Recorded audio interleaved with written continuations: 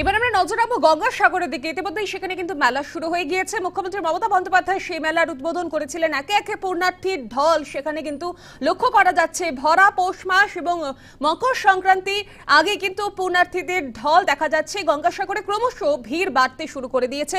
মকর সংক্রান্তির পূর্ণ স্নান, গঙ্গাসাগরে বাড়ছে পূর্ণার্থীদের ভিড়। পূর্ণ অর্জনের আশায় এবার সাগরে একাধিক মানুষ সমাগম ঘটছে।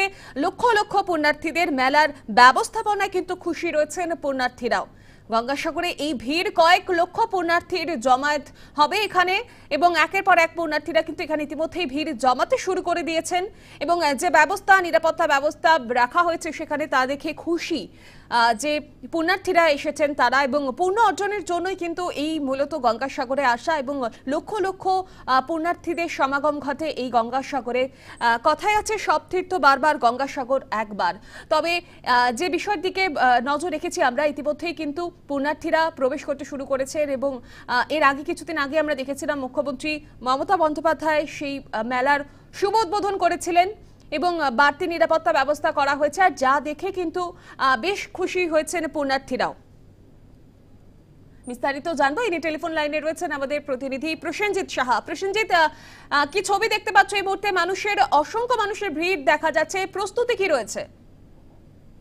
গঙ্গাসাগরে যাদের পূর্ণার্থী যারা দেশ বিদেশের বিভিন্ন প্রান্ত থেকে, রাজ্যের বিভিন্ন প্রান্ত থেকে গঙ্গাসাগর প্রাঙ্গণে কোথাও কোনো রকম সমস্যায় পড়তে না হয়, সেই কারণে দক্ষিণ চব্বিশ পরগনা জেলা প্রশাসন তারা কিন্তু যথেষ্ট তৎপর এবং একদিকে যেমন নিরাপত্তা ব্যবস্থা যথেষ্ট করা হয়েছে, সমস্ত স্নানের ঘাট থেকে শুরু করে যে ভাড়া করে যে সমস্ত জায়গাগুলো রয়েছে সমস্ত জায়গায় প্রশাসনের কর্মীরা রয়েছেন। অন্যদিকে এই গঙ্গাসাগর মেলা প্রাঙ্গণে যে এই মন্দিরে পুজো দেওয়ার জন্য যাতে কোথাও কোনো রকম সমস্যায় না পড়তে হয় পূর্ণার্থীদের, সেদিকেও কিন্তু নজরদারি করছেন প্রশাসনের আধিকারিকরা। ধন্যবাদ প্রসেনজিৎ। আমাদের সঙ্গে ছিলেন প্রতিনিধি প্রসেনজিৎ সাহা। যেমনটা বলেন, ইতিমধ্যে কিন্তু আঁটো সাঁটো করা হয়েছে নিরাপত্তা ব্যবস্থা যাতে পূর্ণার্থীদের কোনো রকমের সমস্যার সম্মুখীন হতে না হয়।